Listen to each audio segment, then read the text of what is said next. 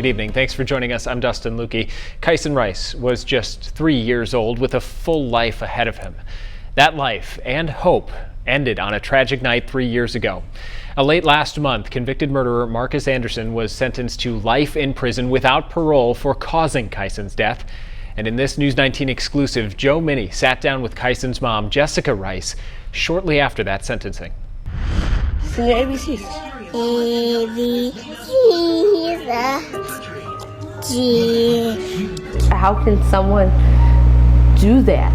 Put their hands on someone, let alone an innocent 3-year-old, over 200 times. That someone? Marcus Anderson, who committed child abuse homicide 3 years ago when he was living with Jessica Rice and her son Kyson. I didn't see any signs with Marcus and Kyson too much. But with me and him, it started off mentally and emotionally, and then he was starting to get physical.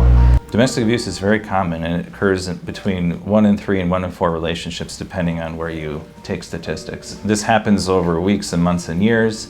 Sometimes it happens early in a relationship, sometimes it doesn't happen until late. Losing Kyson so violently left Jessica wondering what could she have done to prevent it from happening. Until up to the trial, I thought I had missed something. Like, did I miss prior abuse to him? All that. They didn't ask for this to happen. They aren't the ones that committed the crime. They're the victim of the crime, and the defendant is who chose to do those actions. It doesn't make you less of a person that you didn't recognize or you didn't see these things coming. Kyson and Jessica weren't the only victims. During sentencing, 2 police officers shared with Judge Goodman the trauma they experienced as first responders. And witnessing the autopsy, investigator Rob Walensky says he was also deeply affected, especially being a father himself. There's a lot of people closer to the, Kyson in this case than we are. Things like that. So you don't often see that. The impact, I mean, you had to have heard them 2 officers. I mean, they'll carry that with them forever. So, and that's kind of when it hit me. This guy will never have sports photos and, get to play baseball and do those things that, and so, yeah, you kind of, then it starts to hit home, and this one did. Like this.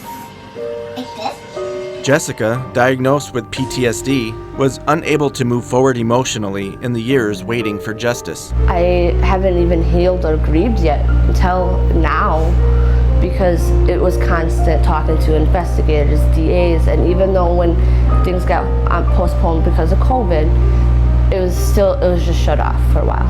Everybody goes through grief very differently, and there's no right or wrong way to go through grief. You could go a year and be okay, and then suddenly one day it's gonna hit really hard. The biggest thing for me is helping normalize that feeling and saying, it's okay to be sad, because this is really sad, and that's okay to be sad sometimes. Anderson, sentenced to life in prison without parole, allows Jessica to finally get some closure and begin to move forward. It's bittersweet. It was closing a book, and now I'm starting a new one. I don't know where to start. And you can help with that start by learning more about a nonprofit foundation called Kyson's Voice, which has been established now. Jessica says it's a way for the voice, to be the voice for Kyson and help raise awareness of domestic abuse and child violence.